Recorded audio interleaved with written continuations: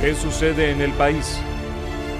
Tendencias del acontecer nacional en Análisis Situacional.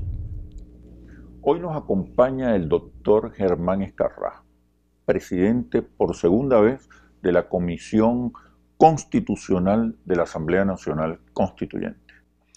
Por segunda vez en 1999 y ahora en el 2017. Las dos constituyentes. Germán, bienvenido.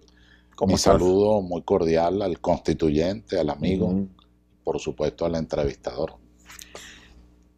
¿Qué balance podemos hacer ahora después de un año de actividades de la Asamblea Nacional Constituyente?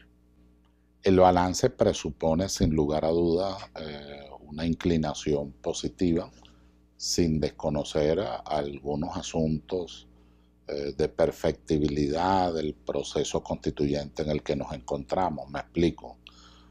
Cuando la Asamblea Constituyente, convocada por el presidente Nicolás Maduro para restablecer la paz en primer lugar, es convocada el 1 de mayo del año pasado, la verdad es que su instalación, su elección, su instalación, sus debates, sus primeras decisiones, lograron una situación de estabilidad institucional y de recuperación y de salida también de un escenario de violencia muy grave que había llegado a lo que la polemología llama círculos concéntricos, es decir, aquella violencia de la que podría en algún momento no salirse. Sin embargo, salimos de allí.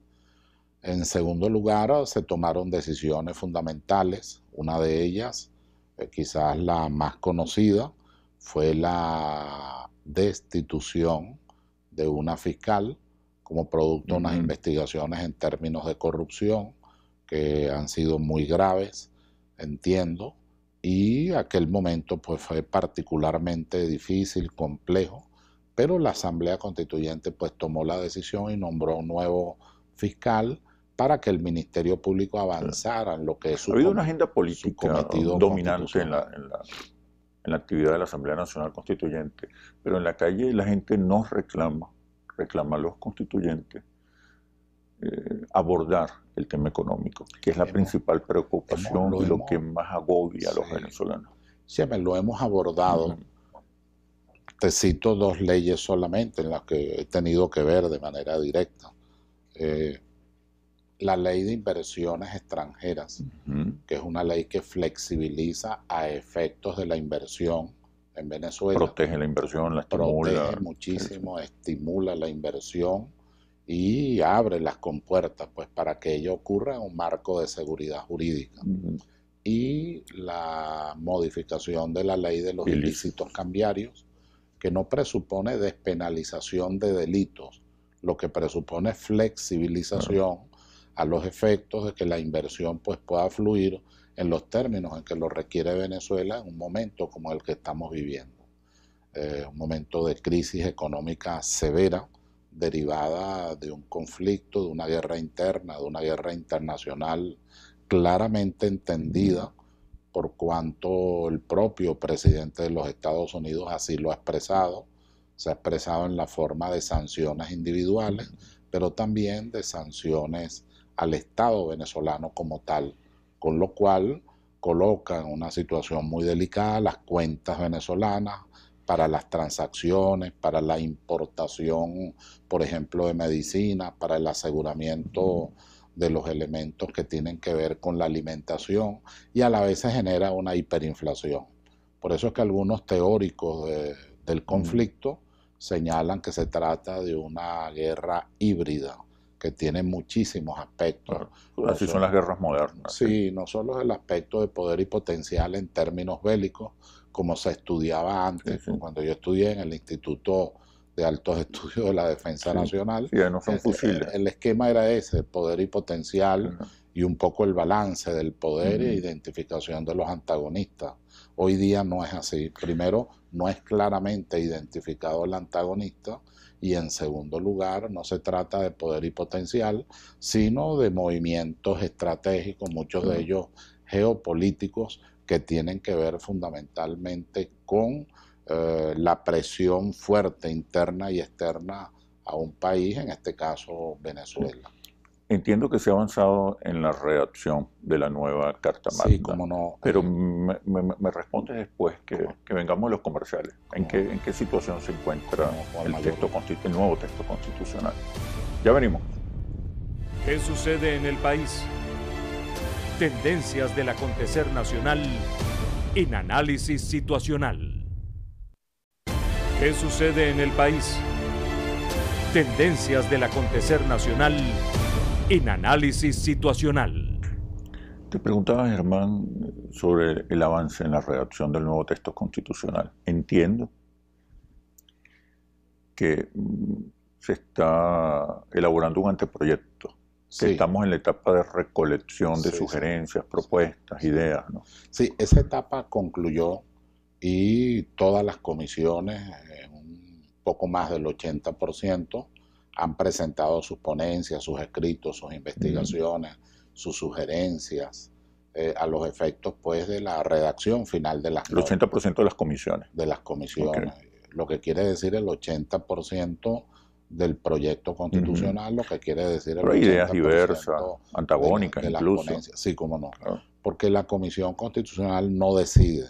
Lo que hace es metodológicamente ubicar al lado de la Constitución, de las normas constitucionales, las distintas propuestas, con alguna observación si se trata de algo inconstitucional, de algo que viola tratados internacionales o que técnicamente no es un papel de trabajo.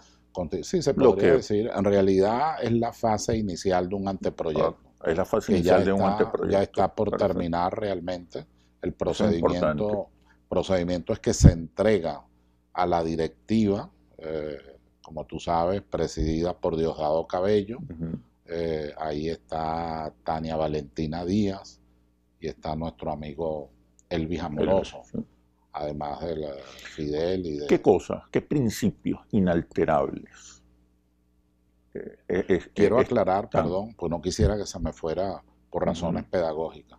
Una vez que se entra allí o se presenta allí, que se ha hecho lo que se llama integración normativa técnicamente, entonces la directiva evalúa, consulta, se ajusta, acepta, no acepta, y una vez que decide cuándo es el debate, lo reenvía a los constituyentes para el verdadero debate, que es en la Asamblea Constituyente.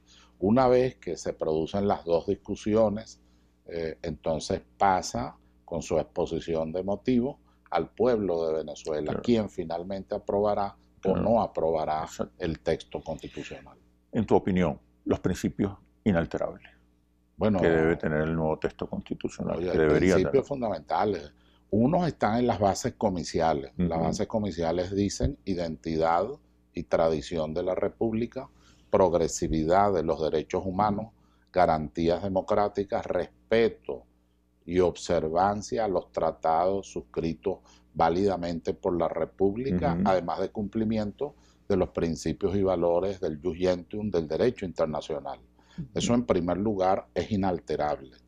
En segundo lugar, es también inalterable los principios que tienen que ver con la dignidad de la persona humana, que tienen que ver con el derecho de propiedad en sus distintas manifestaciones, la garantía de la propiedad privada individual, la garantía de la propiedad social, la garantía de la propiedad de las comunas, la garantía de las propiedades multinivel en los estados, en los municipios. Propiedad privada. Es decir, la propiedad privada, igualmente la iniciativa privada, igualmente la libertad de empresa. La economía, el modelo económico.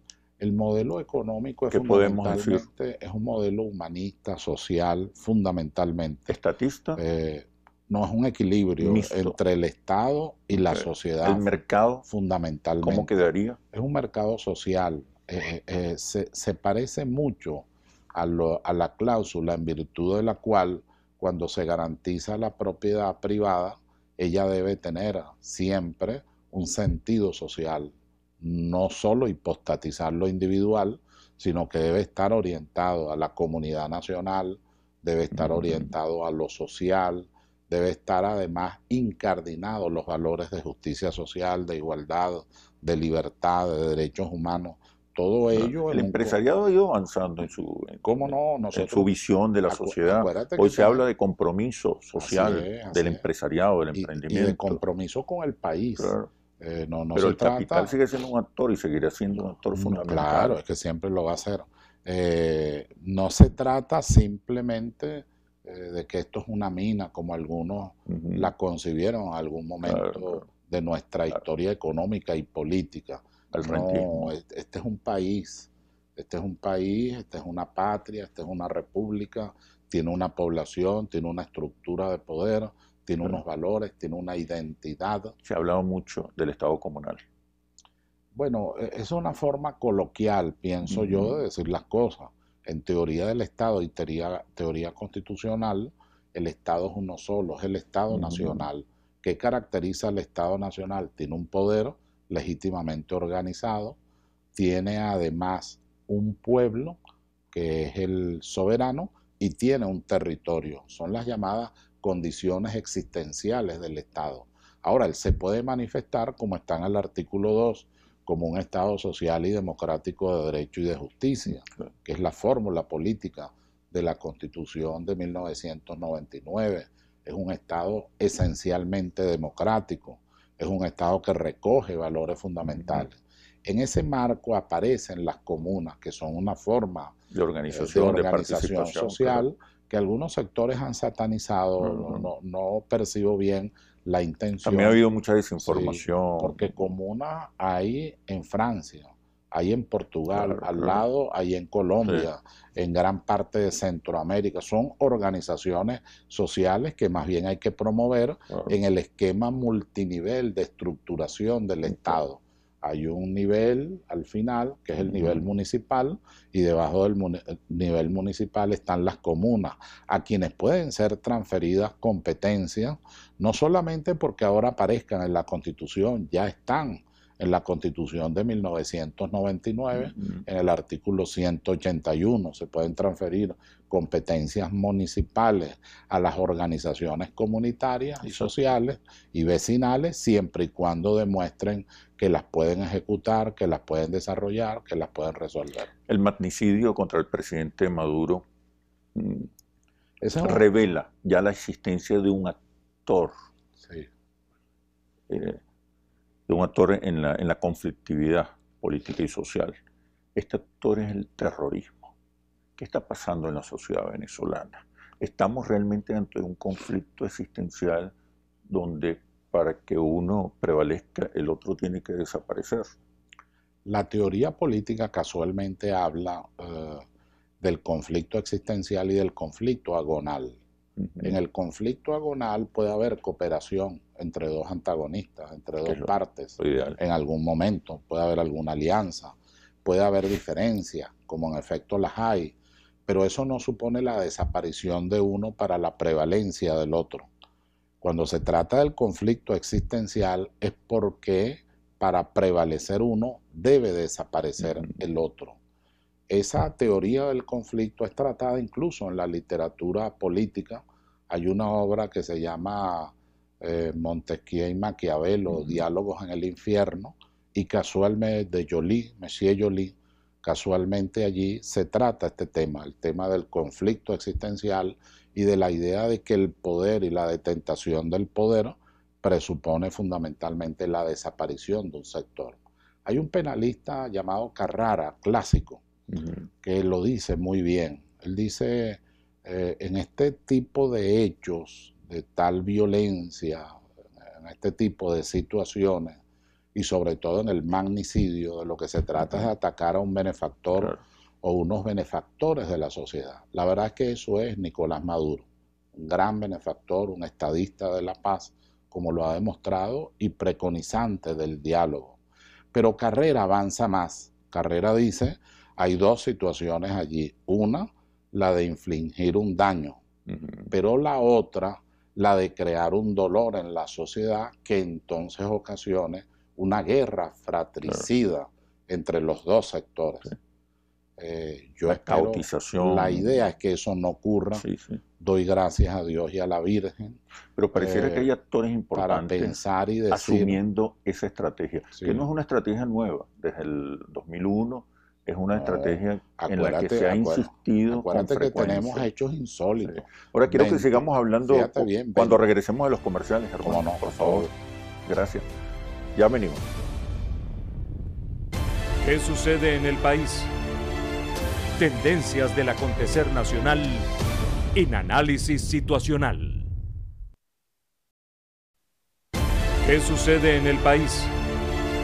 Tendencias del acontecer nacional en Análisis Situacional. Germán, abordamos el tema del terrorismo.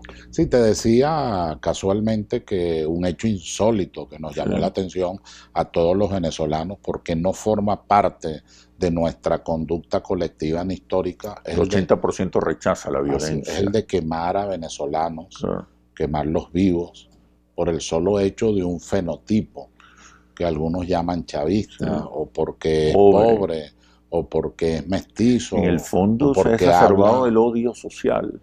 Bueno, sin ideologías, sin políticas, sin programas, sin propuestas, sin liderazgo. Eso llevó a la constituyente a tener que legislar extraordinariamente los delitos de odio para intentar buscar la paz y para intentar de alguna manera reducir el conflicto. Neutralizar.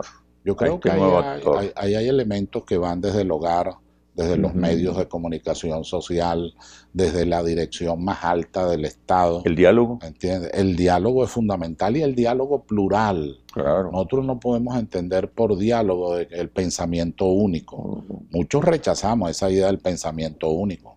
Nosotros creemos en la idea plural, en el pensamiento plural, en la discusión civilizada, en que tenemos igualdad de derechos y deberes en forma recíproca frente a un país, frente a la patria, frente al pueblo de Venezuela.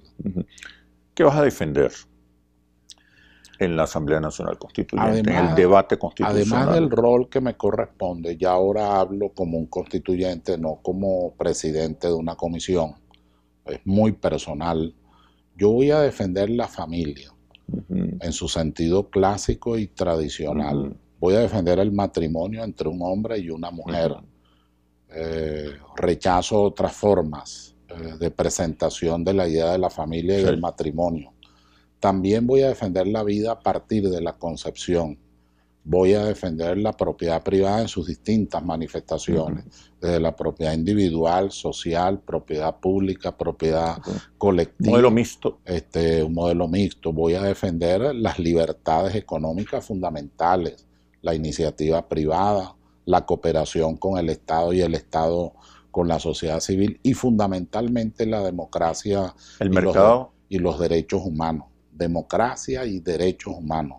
Nosotros tenemos un catálogo enorme en el título 3 de Derechos Humanos, además de tratados internacionales fundamentales. Bueno, llegó la hora de establecer mecanismos de protección efectiva, de tutela efectiva, de restablecimiento de derechos efectivos, que es ahí donde se hace vigente el Estado de Derecho de manera fundamental. De tal manera que esas son, digamos, parte de los puntos que nosotros vamos a defender de manera esencial. Si perdemos o ganamos, y eso es otra cosa. Pero estoy comprometido tanto por mi cosmovisión de la vida como por los valores y principios en los que creemos, a hacer esa defensa, insisto, de la familia, hacer la defensa de la vida, hacer la defensa de la democracia, de las libertades fundamentales, del derecho de propiedad en su distintas manifestaciones. Creo que es importante reconocer la existencia del mercado, de las leyes del mercado, además la necesidad de un Estado competente que gobierne, no a favor del mercado, ni contra el mercado, sino que gobierne con el mercado. Es que debe haber elementos de cooperación. Economía mixta, por supuesto. Y no solo de cooperación. Acuérdate que el Estado, más que ese tema, la cooperación con el mercado está orientada a su deber fundamental, que es a proteger la comunidad nacional, pero de manera particular a los más débiles, a los más frágiles de la sociedad, que lamentablemente son una mayoría en la sociedad. Y también hay que proteger y estimular la inversión. Y sobre todo en un país la Asamblea Constituyente ha venido trabajando en esa línea, en intentar con la ley de proteger la inversión y lograr una ecuación. Buena inversión pero con soberanía. No significa entrega del país de ningún momento, ni en ninguna forma. De lo que se trata es que se produzca inversión con seguridad jurídica, ganancia para el inversionista y respeto a nuestra autodeterminación y no intervención. Nos quedan apenas unos segundos. Y quiero retomar el tema del terrorismo y asociarlo con la beligerancia que ha mostrado Colombia, el gobierno que se fue y el nuevo gobierno de Colombia. ¿Qué hacer allí? Ahí está el síndrome de Santander. Acuérdate que uno de los magnicidios más dolorosos, frustrados, fue contra el Libertador, defendido por Manuel Sáenz. Por alguna razón, estos gobiernos que son de la plutocracia, más que de la oligarquía, en realidad es la plutocracia, el poder económico en la élite política, tomando todas las decisiones, con altos niveles de pobreza, con altos niveles de violencia. Entonces mira hacia Venezuela. Venezuela tiene pues los recursos que tiene y que todo el planeta conoce. Pero es peligrosa esa oligarquía, pues esa oligarquía muy peligrosa, es muy violenta. Escrúpulos, es violenta. Es inescrupulosa y no es leal. Sí. O sea, no hay lealtades. Entonces sí la hay en el pueblo de Colombia. No olvidemos a Gaitán, Jorge Eliezer Gaitán.